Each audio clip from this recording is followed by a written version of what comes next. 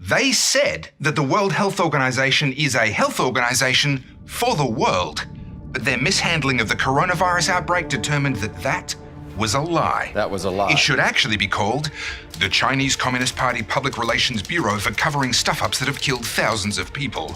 These are their stories. But that's not a very catchy title. In December last year, Dr. Wen Liang tried to warn the world when he first noticed a virus that reminded him of the SARS outbreak.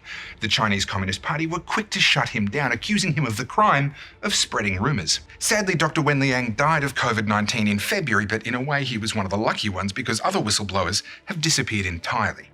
So what did the taxpayer-funded World Health Organization do about this emerging pandemic? They praised the commitment from top leadership and the transparency they have demonstrated. And just in case we missed it the first time, they said later in the same press release that the WHO delegation highly appreciated the actions China has implemented in response to the outbreak, its speed in identifying the virus, and openness to sharing information with WHO and other countries. They praised the Chinese Communist Party for exactly the things they failed to do. And then they failed to do their own job as the World Health Organization. Remember that the outbreak started in December. In January, the World Health Organization simply parroted the Chinese Communist Party line on the virus, which falsely claimed that there was no evidence of human-to-human transmission.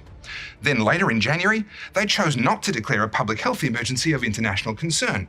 Then they took till the middle of February to even send a team to investigate for themselves. Then in March, they were still refusing to declare a pandemic, even as the virus spread around the world. And just in case there was any doubt about who the World Health Organization is really working for, take this gobsmacking interview with senior WHO official Bruce Aylward. Would the WHO consider Taiwan's membership?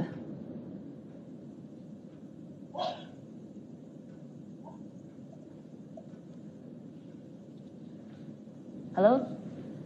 I'm sorry, I can't hear you. I couldn't hear your question. Okay, yeah. Let me repeat the question. No, that's okay. Let's move to another one then. Right, because I'm actually curious on talking about Taiwan as well, on Taiwan's case.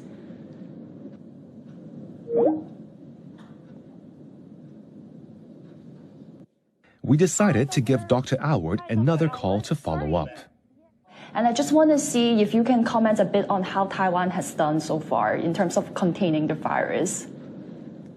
Well, we've already talked about China, and when you look across all the different areas of China, they've actually all done quite a good job. So with that, I'd like to thank you very much for inviting us to participate, and good luck as you go forward with the battle in Hong Kong. Here is a senior, experienced WHO official refusing to even acknowledge how Taiwan have been successfully fighting the virus. He's not interested in health.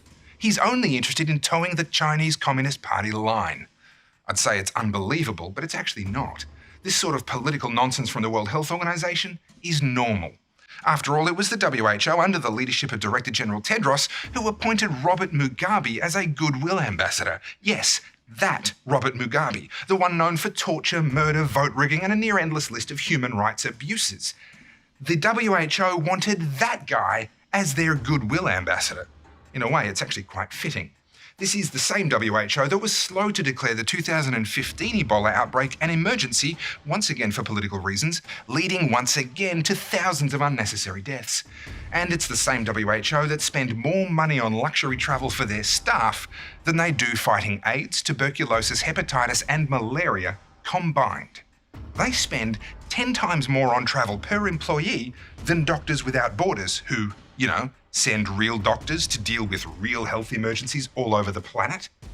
The World Health Organization is basically running lavish tiki tours for Chinese Communist Party stooges who disseminate propaganda in return for lavish hotels and big salaries. And if you think that's a bit harsh, take another look at Bruce Aylward, the same guy we saw a second ago refusing to acknowledge Taiwan. He spent $400,000 on travel during the Ebola outbreak because he wanted to fly in a helicopter rather than drive in a Jeep on muddy roads. And here's the crazy bit. We're the ones paying for it. The WHO is taxpayer-funded through our contributions to the UN. But if we're paying for it, then we have the right to demand some answers, some accountability, some real transparency. It's time for Australia to demand a full inquiry into the operations of the WHO. And it's time we deny them funding until they stop being a Chinese Communist Party stooge, and start working for all of us.